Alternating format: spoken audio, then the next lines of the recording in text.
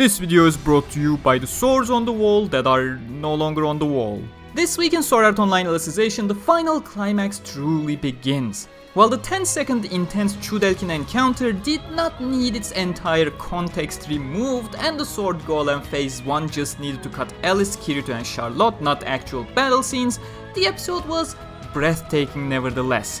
Welcome everyone, it's me Gamerturk and this is your most accurate source of Sword Art Online information, Alicization Explained, featuring episode 22, The Sword Giant. As always, timestamps to individual plot points are in the description as well as the pinned comment for easy navigation, but to give you a quick rundown, we had significant contextual cuts in both battle scenes due to the lack of inner monologues, which honestly destroys the intensity of the Chudelkin fight despite the amazing animation for it, among other cuts in general. I wouldn't say it was as much as the last episode, but still quite significant cuts, which, hey, what would I do in an explained episode if we didn't have any cuts to actually explain? But if you're new to my explained series, what I do here is essentially provide you all the vital information on characters, events, action, lore from the source material, light novels, things that the anime did not convey properly, or just did not have the time to, so you can still see the full picture. But then again, if you want to read the books for yourself for the amazing experience, Amazon and Book Depository affiliate links are in the description and the knowledge of Stacia awaits you there, and my current giveaway featuring the first 2 volumes of the Sword Art Online Girls of spin-off manga ends in 10 days, so do check it out for a chance to win, link in the description and pinned comment. But without further ado, Episode 22 covered Chapter 13, Parts 2 and 3 from Volume 14, Alicization Uniting, but we have not yet completed Part 3, there are still more mysteries to the Sword Golem that we will uncover next week. We covered around 50 pages this week and, while a lot less than last week's 80 pages that dropped a lot on the cutting room floor, it is still more than the 35-40 pages that results in a pretty accurate adaptation. But again, we start exactly where we left off, and don't be surprised by this battle, it really was 10 seconds in the novels as well. However, the difference is that in the novels, these 10 seconds were not really explored in real time. These 10 seconds took around 10 pages in the novel, starting with Alice continuing the action that she had begun with her enhanced armament earlier, that was cut from the previous episode. And the pages that covered these 10 seconds extensively dive deeper into Kirito's thoughts as he desperately tried to find a way to defeat Chudelkin and its fire giant. Both Alice and her Osmanthus blade in the form of flowers were taking major life damage as Kirito had just grasped the weight on her shoulders from what little he could see of her face from the storm of fire and petals. Enhanced armament was possible, but it was not an option for Eugeo and Kirito. Some Integrity Knights could, in circumstances, activate their enhanced armaments and memory release skills without a command, but when Kirito and non-Integrity Knight Eugeo were concerned, they simply did not know how to do it, and chanting the multi-lined command would take them longer than what they had. 8 seconds left. Challenging the Prime Senator with Sacred Arts was futile. Both Kirito and Eugeo were nowhere near powerful enough in System Control Authority to do that. So the only option left was sword skills, but there was another problem: the distance between Kirito and Chudelkin.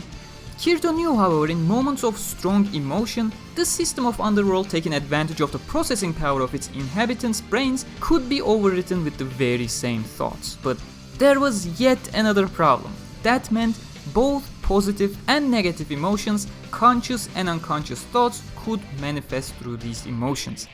Back in Halo, Kirito could dual wield if necessary, coming to terms with his Black Swordsman persona, but the Emosphere did not have the same in-depth connection to one's thoughts, but STL did recognize Kirito's will to leave that title behind.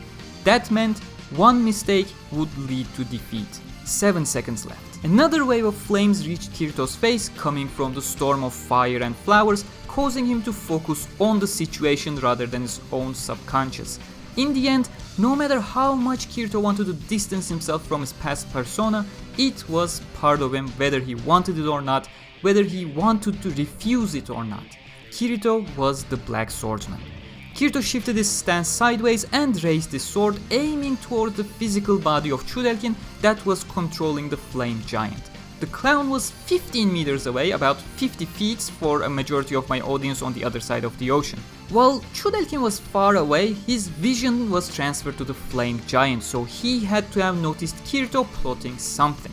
and one unexpected change in plans at this moment would be unsalvageable for Kirito. 6 seconds left. His eyes whispered Kirito to Eugeo, and his partner immediately realized Kirito's intentions as if they shared a deep connection. He immediately generated elements to use to distract Chudelkin. 5 seconds left. In fact, Eugeo understood Kirito more than Kirito understood his own plans and his opponent. Kirito was really surprised when Eugeo launched his elements not towards Chudelkin but towards Quinella instead. What was he thinking? This was their only chance. Had he misunderstood Kirito's intentions? 4 seconds left. Eugeo knew his ice elements would not even reach the flame giant without melting, so throwing the elements to Chudelkin's active ice would accomplish absolutely nothing. But there was one major instance that Chudelkin would not be able to ignore, a threat towards the Pontifex. 3 seconds left. Quinella did not even seem slightly bothered by the measly ice elements coming towards her. She merely puffed some air and the ice melted. That was it. The distraction was over and their time was up for another plan. 2 seconds left. Chudelkin's scream filled the entire room as his eyes apparently had followed this irrelevant threat towards his ultimate goal. His eyes were already off his opponents for the past 3 seconds and Kirito's move was left unattended. And at that moment, it wasn't only Chudelkin's scream filling the room. A roaring voice filled the entire room as the red glowing sword of Kirito started moving forward with one of Kirito's favorite moves from SAO that were almost considered cheap back in Aincrad due to the overwhelming utility of the skill. One-handed sword skill Vorpal Strike that had double the range of the length of the sword you used, yet Prime Senator Chudelkin was 15 meters away, way beyond that range. But unlike the time Kirito had attempted to activate a 5-hit combo back at the academy in doubt, his mind was crystal clear today. Failure was not an option, and despite being impossible within the realms of the system, not a single doubt was present in the mind of the Black Swordsman. The only thing Kirito saw was the red glow of his sword and his target right in front of him. And that was all that was left, or so he thought. 1 second left.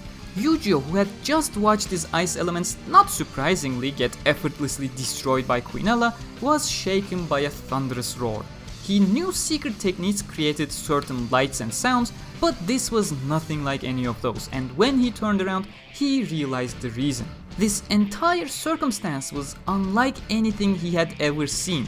He recognized Kirito's face, however, briefly covered in a bright light and turned into a different appearance. He was adorning an outfit Eugeo had never seen before, and an outfit that wasn't there just a second ago. His hair was slightly longer, and the eyes, the mirror to one's soul, Eugeo saw the fiercest look he had ever seen on someone. The look of absolute determination to survive. But Eugeo was even more surprised to watch the red light cover the entire 15 meters, which was over 5 times the range of Vorpal Strike according to Kirito's inner thoughts, and even went on for another 2 mels, which is meters in Underworld lingo, marking Chudelkin's demise that instant. Eugeo's ears were still ringing due to Vorpal Strike. The dialogue scene that follows is relatively accurate, naturally due to having an audience perspective in the anime compared to the novels' Eugeo perspective. Things are naturally dropped, and unlike the Chudelkin fight, they are things that can be interpreted or guessed more or less, but still I'll go over them in general to ensure we don't leave any stone unturned. Eugeo was genuinely surprised when Quinella referred to Kirito as someone from the other side. Lots of questions were in his head, most importantly, what did she mean by the other side? Did she mean the other side of the End Mountains, the Dark Territory? Was Kirito really a person from the enemy territory? But that could not have been the case. Quinella surely would have more information about him if that were true, which left only one answer. Kirito was from a world that Eugeo was not even aware it existed, a world that transcended the full understanding and will of even the administrator. But what shook him more came mere seconds after, as Kirito responded with a resounding yes. Had Kirito finally recovered his memories after all this time? Or maybe he had never lost his memories in the first place. Maybe he always had his memories all the way from the start, but never told Eugeo about it. When Eugeo glanced over to Kirito after this, his partner looked at him for a brief moment. Eugeo could see all the emotions in his eyes. There was a multitude of meanings in that one simple look, But above all else, Eugeo recognized the pleading stare. It was a desperate wish for Eugeo to trust him. And while it may sound a little off place here, as I don't want to spend way too much time just reciting the book from Eugeo's side as events happen, I really do have to mention that throughout Kirito and Alice's entire dialogue with Quinella, the novels state time and time again how much Eugeo blames himself for all of these and how he does not consider himself forgiven just because he distracted Chudelkin in the previous fight.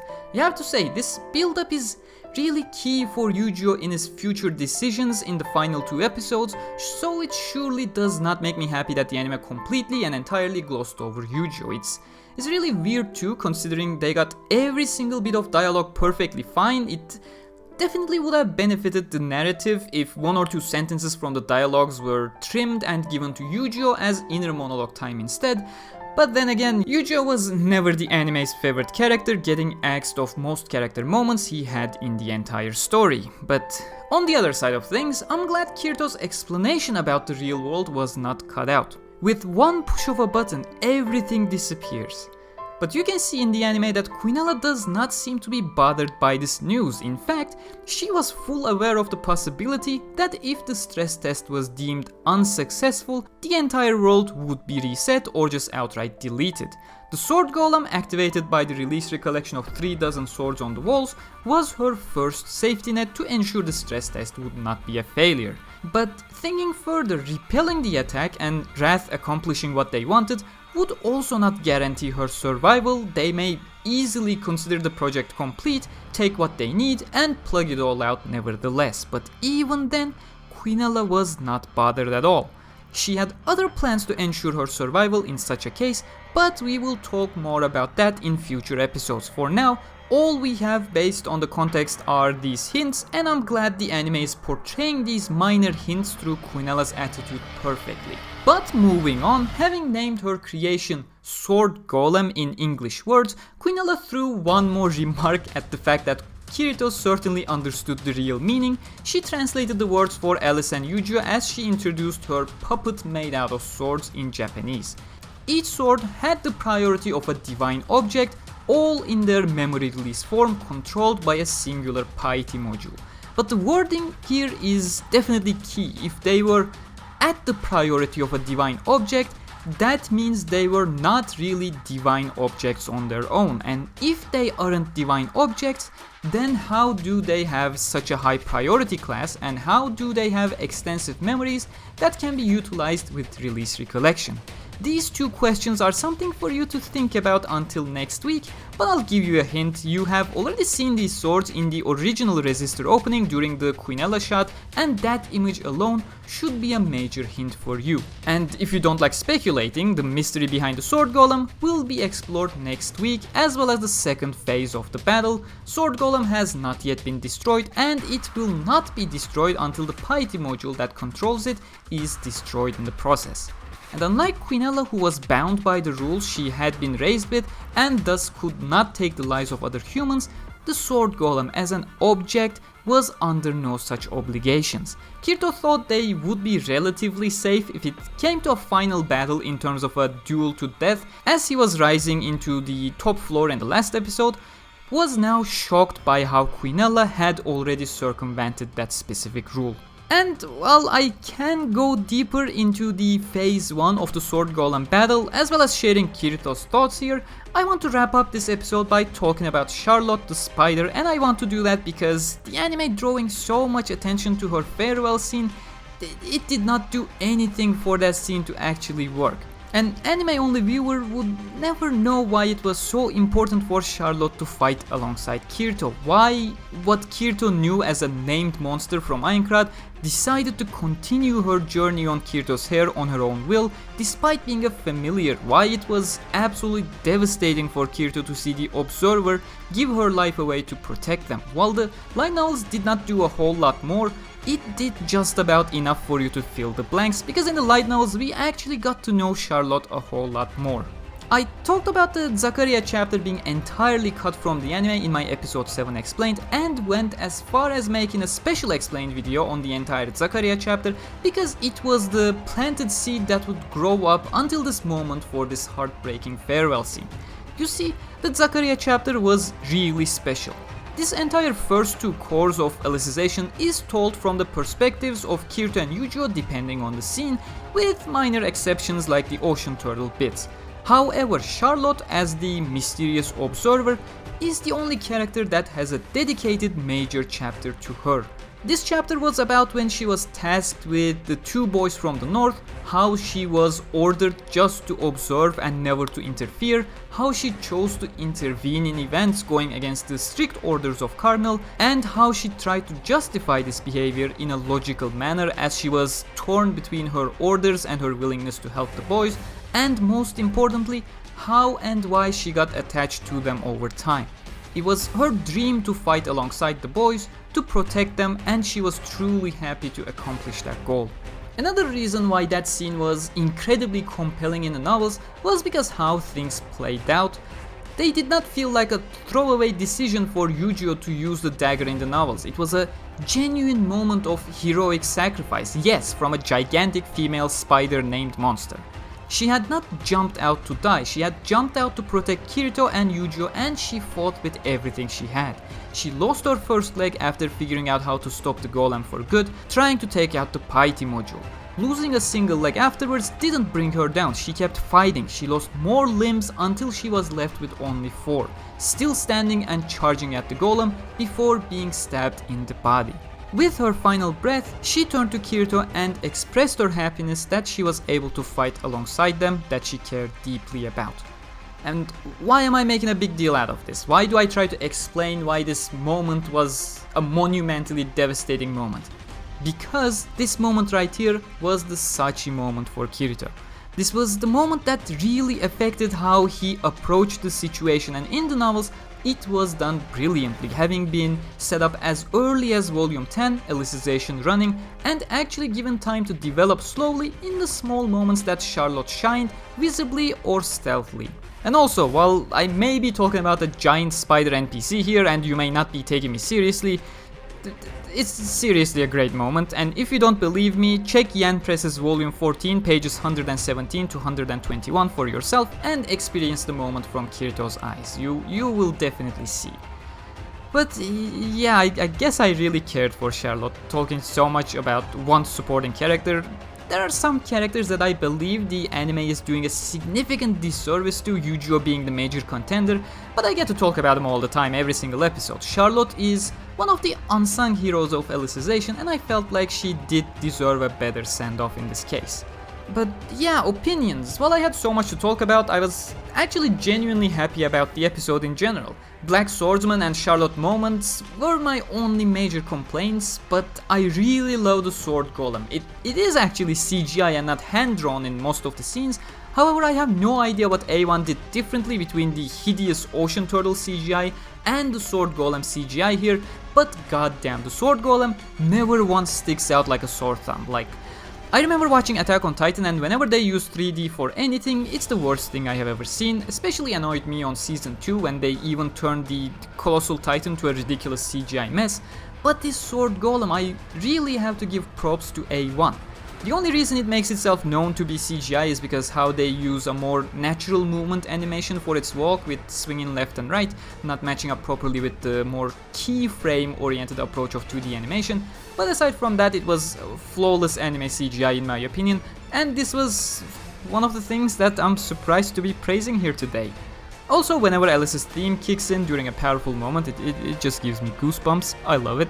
Oh, and I also love this final shot of Quinella with her matching the wings of Terraria on the mural to symbolize her as the true goddess of Underworld. That was very, very clever.